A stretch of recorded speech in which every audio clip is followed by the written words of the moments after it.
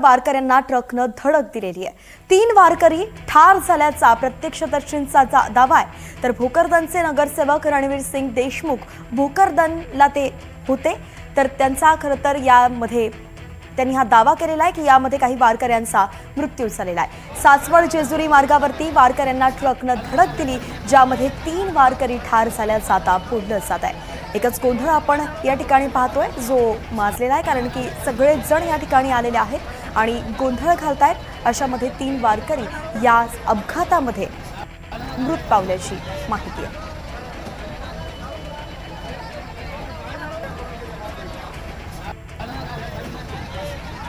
काळजी घेतली पाहिजे। अशा घटना दरवर्षी होणं गैर आहे। या संदर्भात आपण त्यांना कवचकुंडल दिलं, पण पैसे दिल्याने काम होईल का? आता मीही माझ्या जिल्ह्यातल्या एका वारकऱ्याचं असंच अपघाती निधन झाल्यावर 4 लाख रुपये आम्ही नेऊन दिले, पण त्याच्या कुटुंबात तो भक्तिरस, तो भक्तिभाव, अध्यात्माचं केंद्र असणारा तो वारकरी पुन्हा येणार आहे का हो? म्हणून काळजी घेतली पाहिजे। तर हा अपघात नेमका कसा घडला आपण पाहूयात।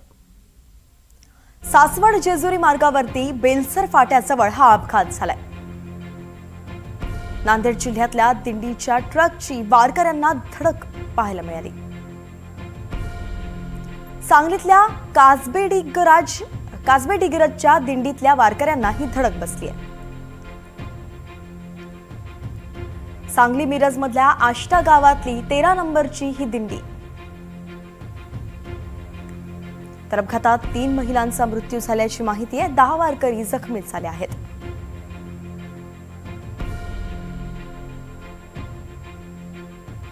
दरम्यान रोहित पवारांनी वारकऱ्यांच्या अपघातानंतर ट्विट केलेलं आहे आणि सरकारला विनंती केलेली आहे। ते काय म्हणाले आपण पाहतोय। अपघात कसा झाला याची सखोल चौकशी करून पुन्हा अशी घटना घडू नये याची दक्षता घेऊन प्रशासनानं योग्य उपाययोजना कराव्यात। वारकऱ्यांच्या सुरक्षेची पूर्ण काळजी घ्यावी ही विनंती।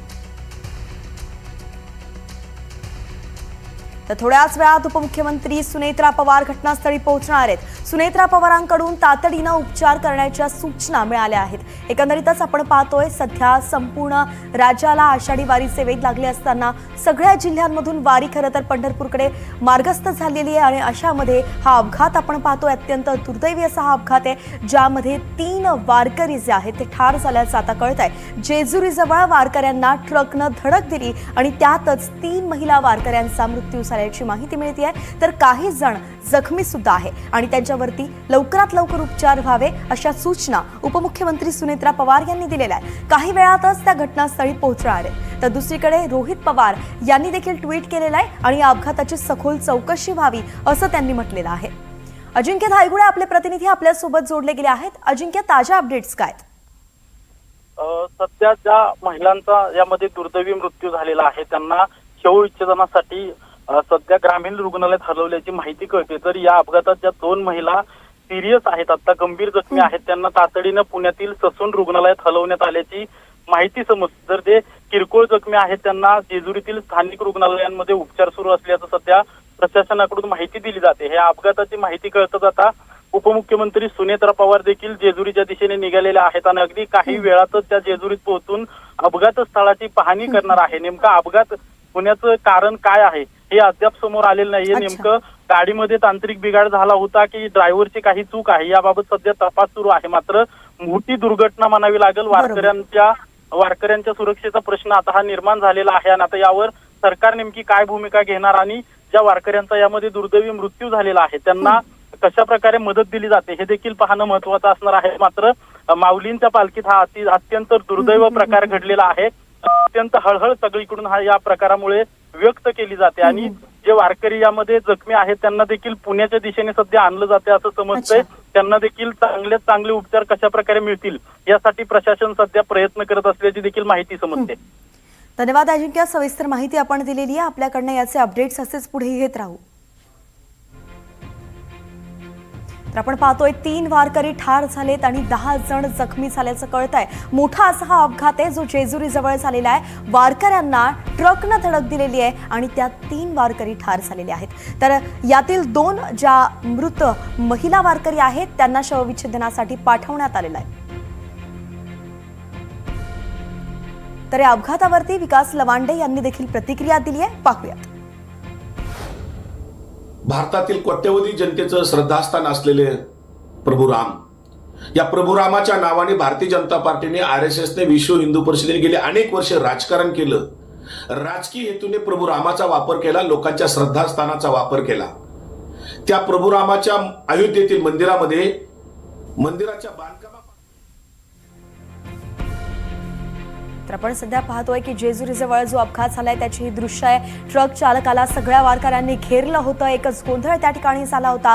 काय झालं, कसं झालं, कुणालाही सुचत नव्हतं. आणि अशात जे वारकरी जखमी झाले त्यांना वाचवण्यासाठी सगळ्यांची एकच पळापळ सुरू झाली होती.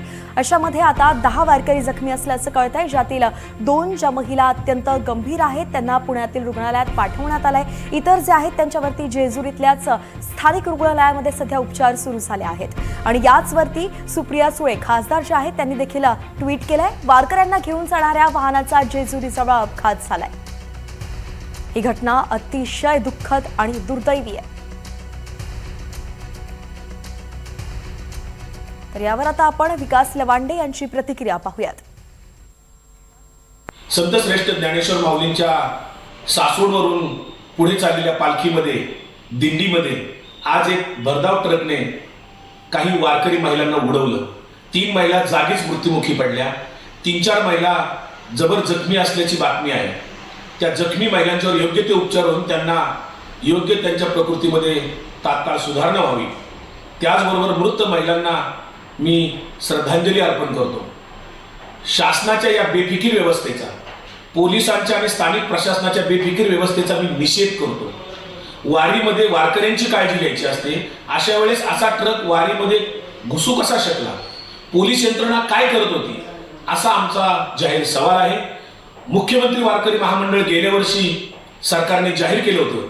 त्या अंतर्गत वारीमध्ये अपघाती मृत्यू पावलेल्या वारकऱ्यांना विमा देण्याची सोय जाहीर केली, घोषणा केली. परंतु गेल्या वर्षी सुद्धा वारीमध्ये ज्या ज्या मृत वारकऱ्यांचा अपघात झाला त्या वारकऱ्यांच्या कुटुंबियांना अद्यापर्यंत 1 वर्ष झालं अपघात विमा मिळालेला नाही. शासनाने घोषणा केली, GR काढला. त्याच पद्धतीनं आता या ज्या काही वारीमध्ये अपघात झालेला आहे त्या मृत झालेल्या महिलांच्या कुटुंबियांना, त्याचबरोबर जखमी महिलांच्या कुटुंबियांना अपघात विमा तात्काळ 15 दिवसाच्या आत मिळाला पाहिजे.